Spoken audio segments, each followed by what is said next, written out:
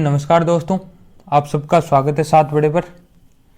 तो कल जो हमारी क्लास नहीं हुई थी उसके लिए सॉरी दोस्तों, थोड़ा बिजी शेड्यूल होने के कारण कि हमारी जो क्लास वह नहीं हुई थी। ठीक है, तो आज हम कोई बात नहीं, फिर से हम अपनी क्लास लेकर आ चुके हैं जिसमें कि 50 क्वेश्चन रहने वाले हैं और इसका आपको पूरी तरीके से जवाब देना है। और ये जो सभी क्वेश्चन है अति महत्वपूर्ण रहने वाले हैं दोस्तों। और दोस्तों ये जो क्वेश्चन है ये आपकी जो जीके और जीएस की जो नींव है वह जीके जीएस की नींव की तरह काम करेंगे। ये क्वेश्चन आप आज से लगभग 30 दिन ये सीरीज चलने वाली है, उसमें आपकी जो जीके और जीएस की जो नींव है उसको मजबूत कर दिया जाएगा दोस्तों। यही नहीं कि जो अभी हाल ही में जो परीक्षा हो रही है उसके लिए ये महत्वपूर्ण रहेंगे, आगे जो भी आप एग्ज़ाम देंगे उनके लिए, सभी के लिए, जिसमें जीके व जीएस और करंट अफेयर्स आएगी दोस्तों, उसके लिए ये जो सीरीज़ है ये अपनी अति महत्वपूर्ण सीरीज़ रहने वाली है। और इस सीरीज़ का नाम क्या होगा दोस्तों? इस सीरीज़ का नाम होगा दोस्तों अपने पास विश्वास सीरीज का नाम होने वाला है। ये भी आप याद रखना, विश्वास सीरीज, जो कि लगभग 30 दिन की होगी ये, मतलब इसमें 30 क्लासें आएगी। और दोस्तों इसमें सभी ये जो जीके और जीएस प्लस करंट अफेयर्स भी इसमें हमने ऐड कर दिए। ठीक है, जिससे कि जो अभी हाल ही में परीक्षा हो उसमें आपको फ़ायदा मिले। तो चलिए हम स्टार्ट करते हैं अपने पास क्वेश्चन नंबर 1 से। तो तैयार हो आप विश्वास सीरीज का पहला क्वेश्चन देखने के लिए? तो चलिए दोस्तों, ये है हमारे पास विश्वास सीरीज का पहला क्वेश्चन, जिसमें है कि ये जो पावरिया नृत्य है वह किस राज्य से संबंधित है, ये आपको बताना है। पावरिया नृत्य किस राज्य से संबंधित है दोस्तों? आप में से 80 से 90% लोगों को ये नहीं पता होगा दोस्तों, या गलत करेंगे। ये मैं गारंटी के साथ कहता हूँ 80 से 90% लोग इस प्रश्न को गलत करेंगे। तो आपके पास ऑप्शन है बिहार, हिमाचल प्रदेश, कर्नाटक या फिर गुजरात। तो इसका सही जवाब क्या होगा दोस्त?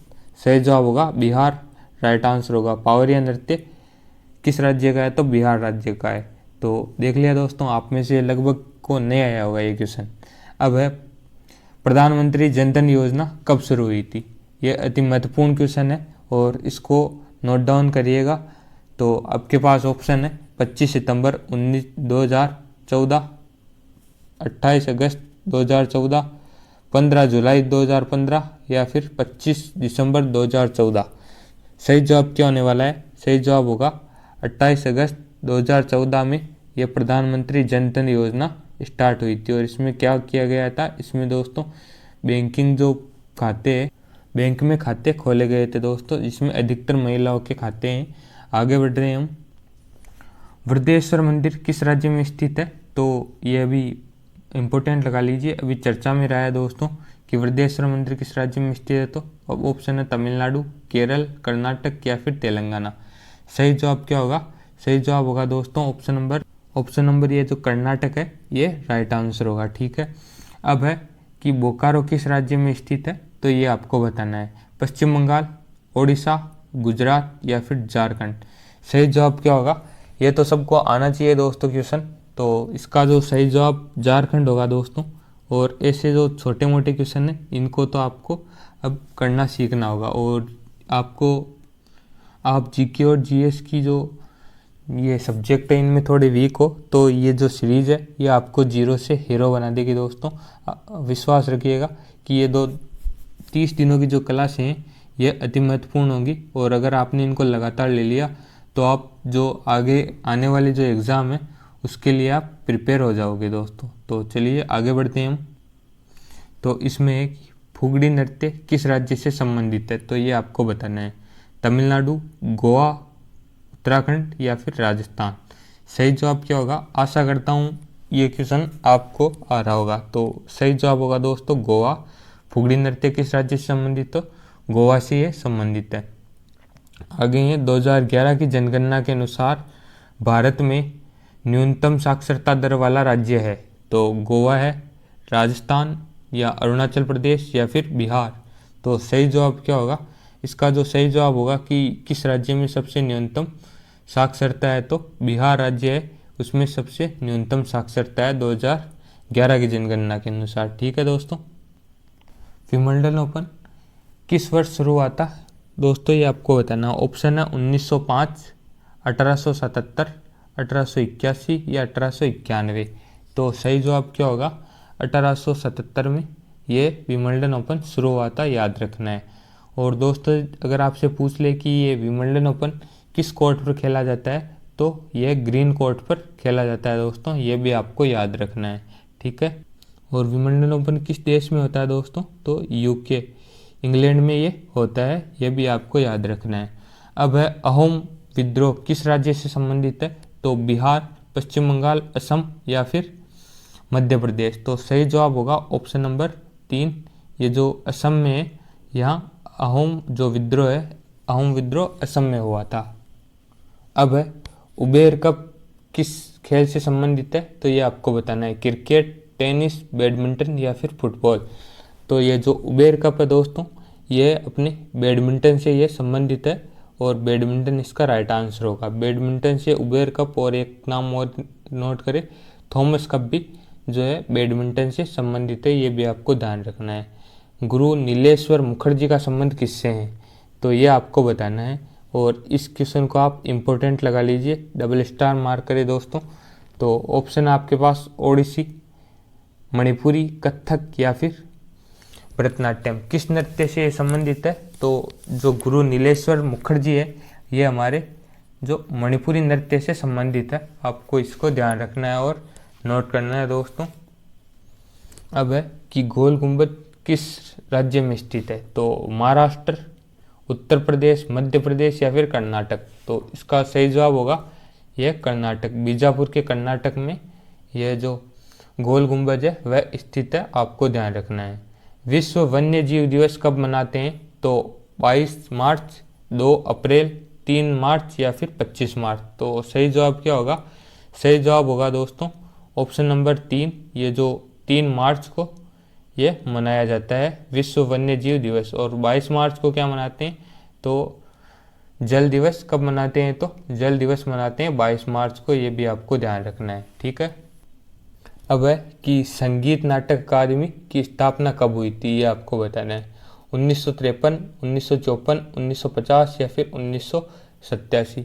तो सही जवाब क्या होगा दोस्तों, संगीत जो नाटक अकादमी है, इसकी स्थापना दोस्तों 1953 में हुई थी, ये आपको याद रखना है, 1953, इसको याद रख लीजिए।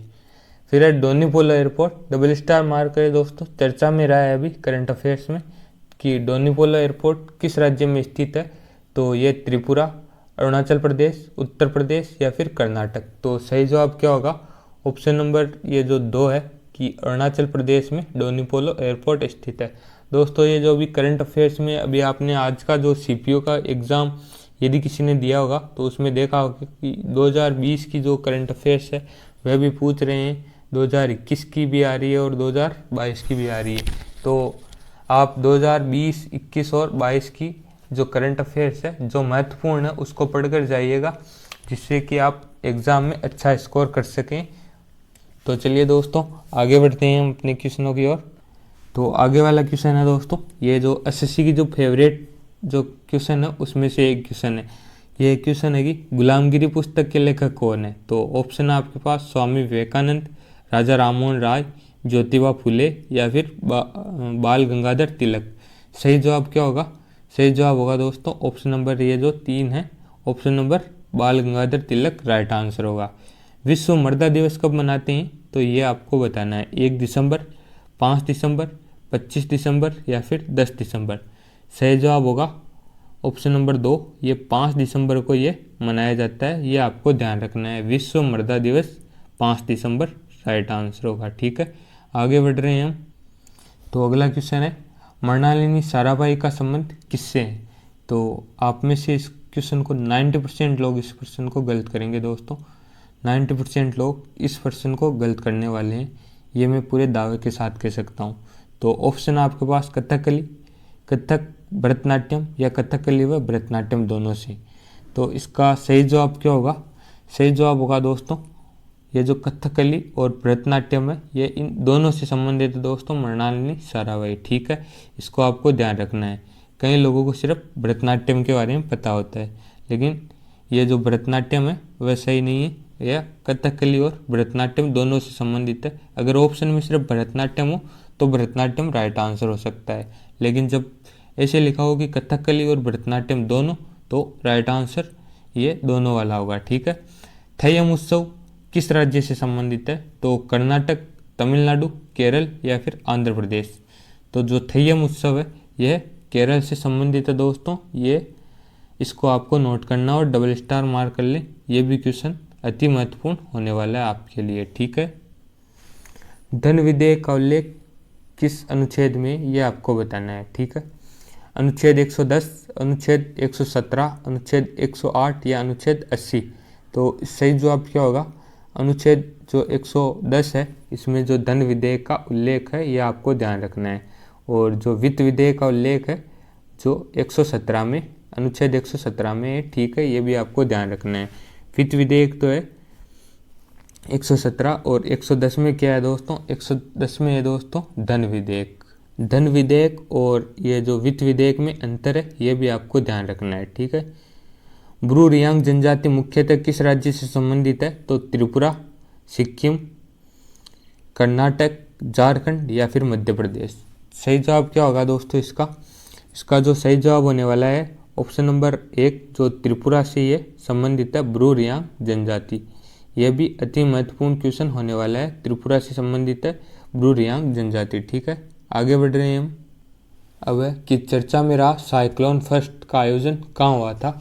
तो ये आपको बताना है दोस्तों। हमने इस जो सीरीज में कुछ करंट अफेयर्स के क्वेश्चन भी ऐड किए हैं, जिससे कि आपको जो अभी जो एग्ज़ाम हो, हाल ही में जो एग्ज़ाम हो, उसमें आपको पूरी तरीके से मदद मिले दोस्तों, क्योंकि ये भी अभी भी जो एग्ज़ाम है उनमें हल करना आपके लिए अति महत्वपूर्ण रहेगा। ठीक है ना।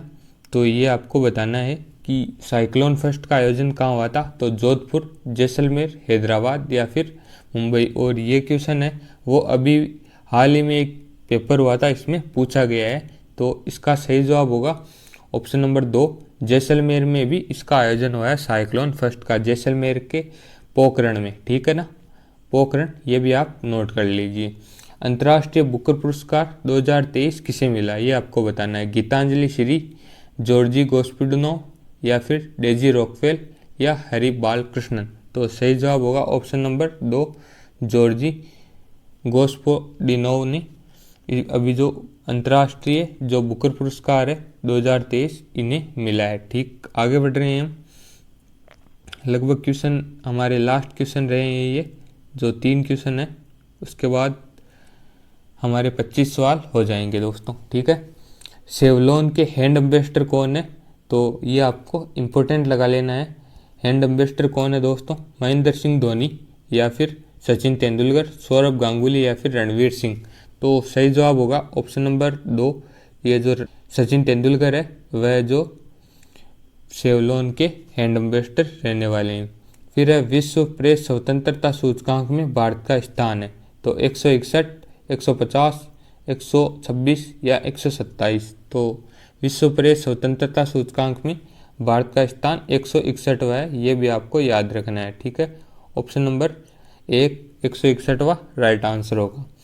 एक्वेरिन युद्ध अभ्यास भारत और, ये थोड़ा गलत टाइप हो गया है, भारत और किस देश के बीच होता है? तो भारत और जापान के बीच, भारत और मालदीव, भारत और सेशल्स या फिर भारत और श्रीलंका। तो ये जो एक्वेरिन युद्धाभ्यास है दोस्तों, ये भारत और मालदीव के बीच होता है, ये नोट कर लीजिए। आशा करता हूँ कि आपने इस क्लास को पूरा नोट किया होगा। तो चलिए दोस्तों, आज की हमारी जो क्लास है वह हो चुकी है।